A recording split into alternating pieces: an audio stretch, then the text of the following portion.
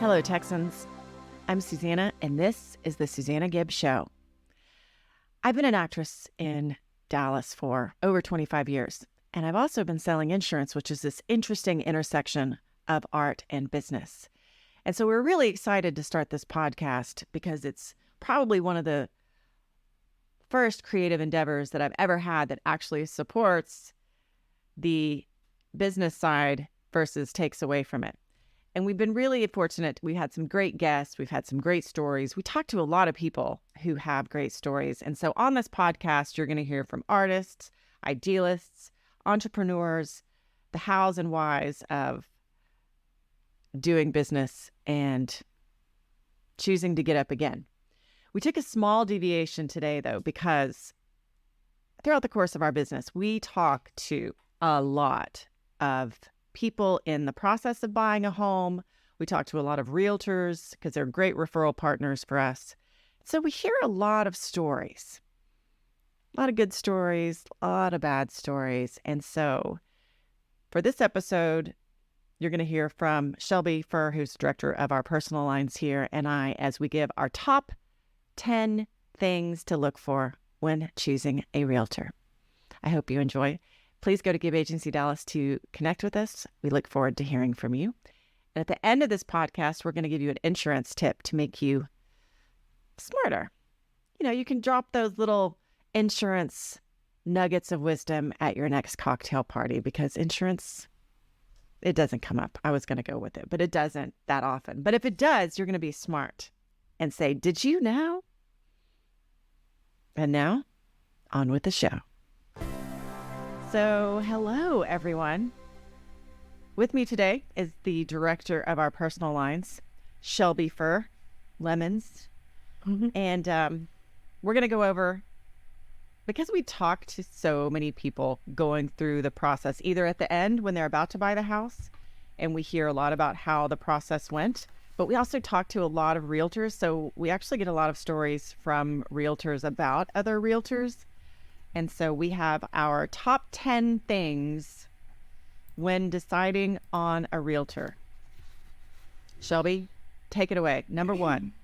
So yeah, I'll start with number one. So interview multiple agents, get references. We all know, a handful of realtors. So when the time comes to choose, definitely recommended to interview multiple. I thought about this too on my walk this morning. What I would do differently looking back and when I chose a realtor, because you feel very obligated to choose people. And I lost friends and referral partners in this process.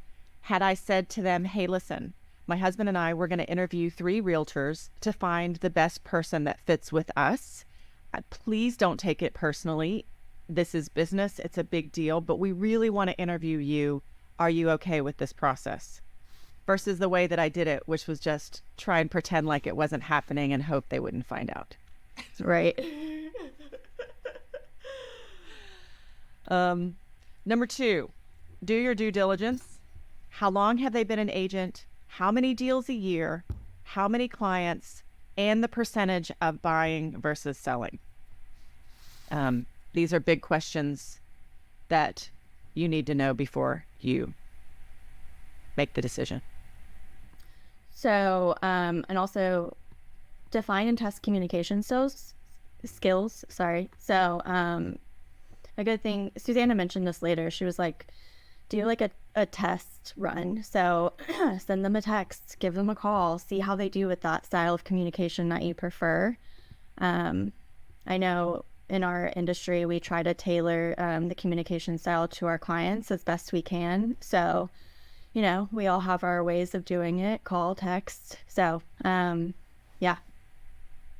Because everybody will say, I get back to people right away. But it's like, well, test them. See how fast they get back to you.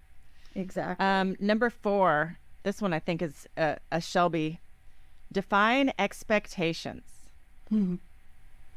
Right? This is what I expect. Yes, definitely.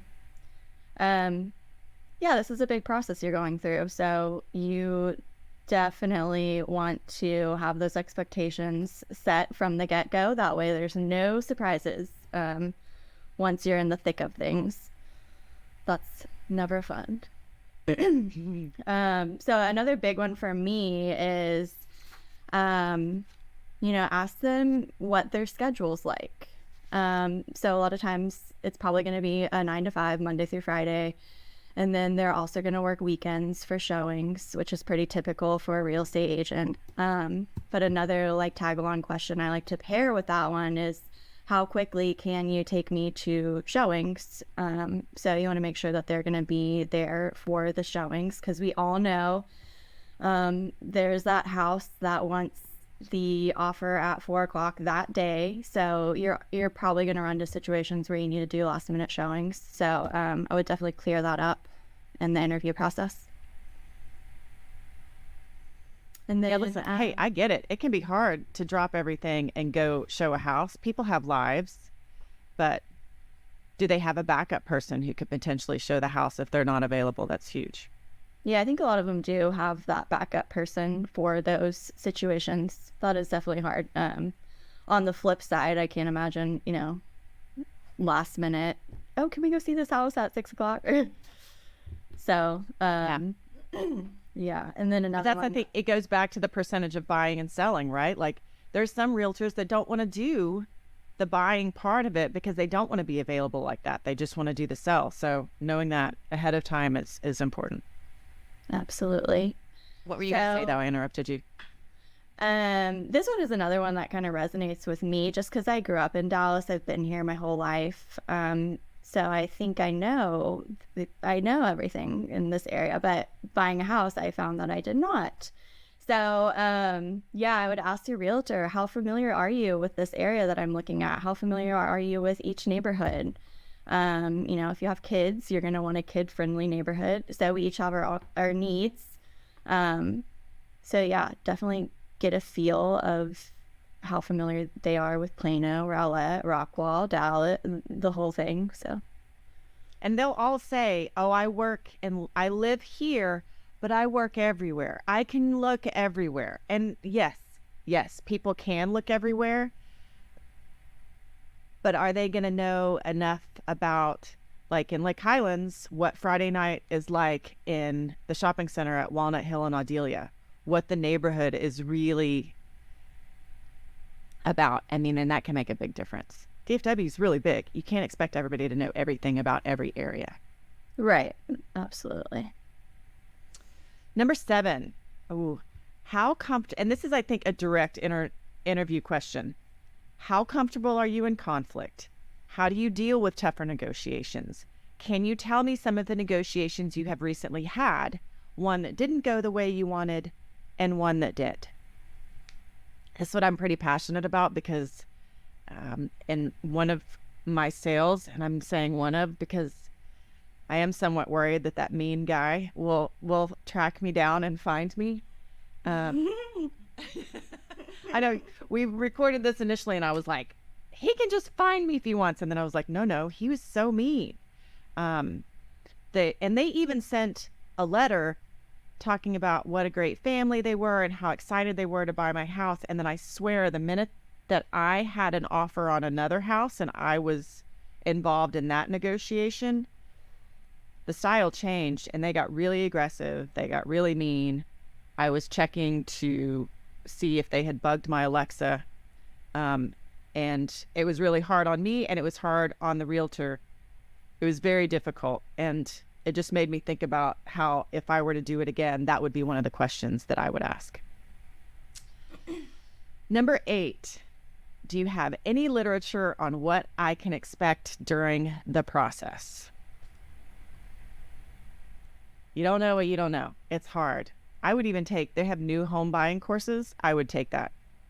Yeah, I would too. There's so much that can change and go wrong. And, realtors don't know what you don't know. So yeah, just being educated is much better. And that'll, you don't know what you don't know, but that's how you figure it out. And then you won't have to be figuring it out in the middle of this kind of intense negotiation. Right. After my first house, I was like, okay, I know everything for the next one. And then I bought the next one and now I'm like, okay. There's just so much every time. There's so much to learn. So another one that I think is important is just asking who the team is, who you're going to be working with. Is it just going to be this realtor and that's it? Do they have, an assistant or admin below them that's going to be jumping in often? And I would ask to meet that person, probably make sure you mesh with them as well. So I think most realtors have, that side person that you'll probably end up hearing from, especially once the process gets going and whatnot. So number 10 is ask for the CMAs, which is super important, which is what is my house going to sell for? Because realtors will come in and say, oh, I'll sell your house for this. And this is when you need to get a second opinion on the next realtor that says, oh, I'm going to sell your house for this, or I'm going to sell your house for this. Because in my neighborhood, there was a house that got listed for a high amount, and they went with that realtor, and it was the realtor that they didn't pick that I was talking to. And she said, that house sat on the market for a year, and it eventually sold for what I told them it would sell for.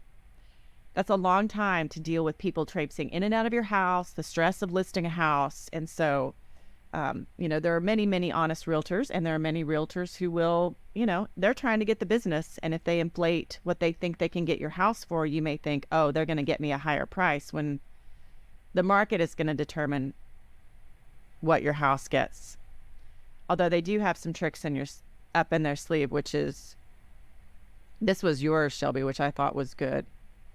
As far as in the market analysis, right?